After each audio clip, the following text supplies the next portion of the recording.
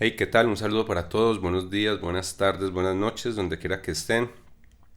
Yo los saludo desde Colombia. Mi nombre es Gustavo Berrío y les doy la bienvenida a Ya es hora. Hoy tengo mi Casio AE 1200, un reloj que ya se está volviendo un clásico muy querido por la comunidad y bueno, bonito y barato. Cuéntenme ustedes qué tienen puesto mientras ven este video. Hoy quiero, hoy quiero hablar de historia y vamos a hablar desde el principio, desde los conceptos básicos de cómo nació la percepción del tiempo. Entonces, pues nada, yo me estoy tomando un whiskycito, ustedes qué se toman, salud, vamos con la intro y empezamos.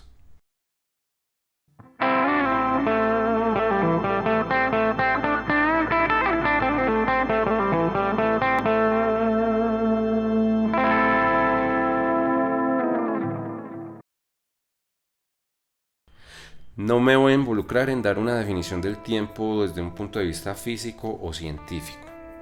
Más bien voy a hablar del tiempo desde lo práctico. Y es que en algún momento en la historia de la humanidad, hace unos 20.000 o 30.000 años, el ser humano se dio cuenta que en la naturaleza habían ciclos, se cumplían ciclos, habían episodios que se repetían, como las estaciones, las fases de la luna, el día, la noche, y a partir de ese momento el hombre empezó a tener en cuenta esas referencias para medir el tiempo, y una de esas referencias es precisamente el día y la noche, que básicamente era la Tierra girando sobre su propio eje, y este fue, digamos, un punto de partida muy importante. Luego, los sumerios, hace unos 5.000 años, hicieron una división de 12 ciclos lunares, que equivalen a 354 días. Esto básicamente es un año con base en la luna y con 12 meses, lo que llamamos el calendario. Eso se le agradece a los sumerios, ¿cierto? Ya entre el año 1500 y 2000 antes de Cristo, los egipcios, aquí aparecen los egipcios, fueron los primeros en dividir el día en 24 horas. 12 horas de día, 12 horas de noche. Para definir las primeras 12 horas del día, pues apareció el primer reloj en la historia, y es el famosísimo reloj de sol, muy popular en las escuelas y los colegios, ¿no? Yo recuerdo que hice un reloj de sol en su época, en mi época. Entonces, pues nada, el reloj de sol funcionaba de una manera muy básica, que era una varilla que se llama gnomo, que proyectaba una sombra con la luz del sol sobre una superficie que se llamaba cuadrante o esfera. Esta era plana o cóncava. Cuando no proyectaba sombra, quería decir que el sol estaba en su punto más alto y esa era el mediodía, eran las 12. Para determinar las 12 horas de la noche, como en la noche, pues por obvias razones no se podía usar el reloj de sol, los egipcios notaron que en la noche surgían unos grupos de estrellas, eran 36. A esos grupos de estrellas les llamaban decanos, y cada decano aparecía aproximadamente cada 40 minutos en el horizonte, ¿cierto? A lo largo de la noche. Durante toda la noche aparecían 12 decanos, y de allí se determinó que la noche también duraba 12 horas.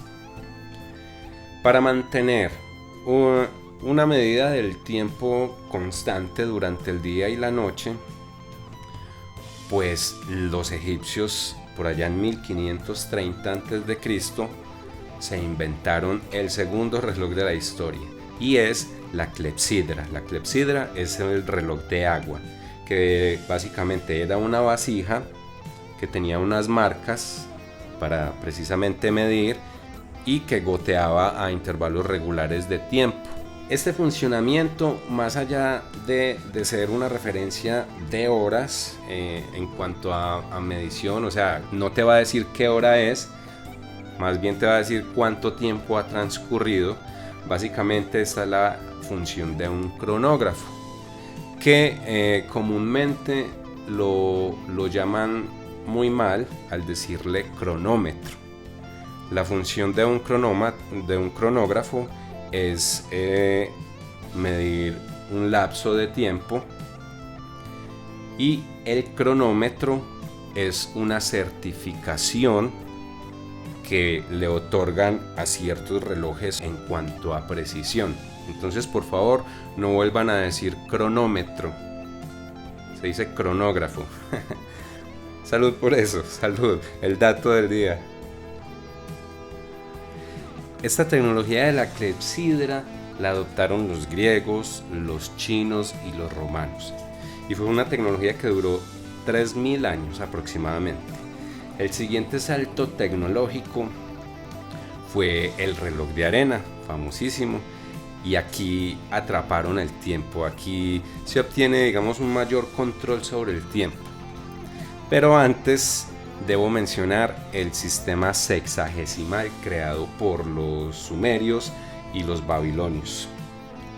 Entonces nos vamos a devolver esos 3000 años, listo, porque ¿cómo les parece que los sumerios y los babilonios tenían un sistema de conteo en base al 12, a diferencia de los egipcios, que era en base al 10, decenas?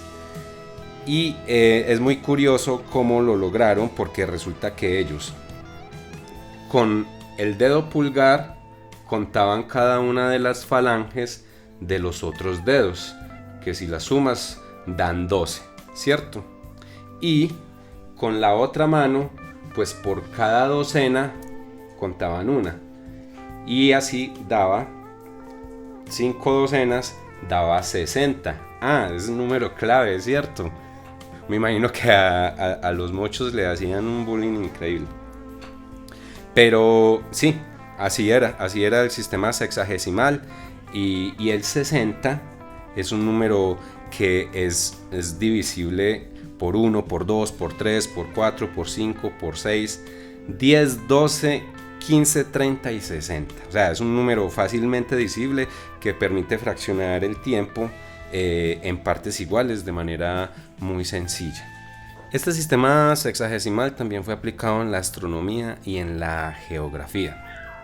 En cuanto al tiempo, el 60 viene gracias a Claudio Ptolomeo, que en el siglo II después de Cristo, haciendo uso del sistema sexagesimal y para medir la posición de los astros, dividió un círculo en 360 grados. Y así hacía como una especie de mapeo para ubicar los astros, pues, que podía observar. Cada grado lo dividió en 60 partes que denominó pars minuta prima, o sea, parte diminuta primera. De aquí nació el minuto. Y a su vez, esta la dividió en 60 partes, llamándola pars minuta secunda, que es parte diminuta segunda, dando origen a los segundos. Entonces, gracias a Claudio Ptolomeo podemos sacar y podemos decir que nacieron los minutos y los segundos. Retomando los orígenes del reloj de arena, clepsamia creo que se llama, este se remonta al siglo VIII después de Cristo, ¿cierto? Pero se popularizó en el siglo XIV. En el siglo XIV, digamos que ya se empezó a ver de manera más común el reloj de arena. En cuanto a su uso, era muy usado en la navegación, en los barcos, porque ya digamos que el reloj de agua perdía precisión. Digamos que por la temperatura se podía evaporar, el movimiento. Entonces, a partir del siglo XIV fue que el reloj de arena tomó como más fuerza. Pues lo mismo, a la final también funcionaba como una especie de cronógrafo, donde dependiendo de la cantidad de arena y su flujo, se podía, digamos, hacer una medición de un tiempo determinado, de un lapso de tiempo determinado. Yo creo que hasta aquí podemos dejar la clase de historia. Muchas gracias por acompañarme. Si tienen algo que agregar a la historia, pues por favor coméntenme, se los agradezco mucho. La idea es continuar más o menos de manera cronológica. Vamos a ver, dejémonos llevar, porque también considero que pues no puedo esperar para hablar de ciertos temas pues en cuanto a la orología. Entonces pues este es como una primera parte de los inicios de la medición del tiempo.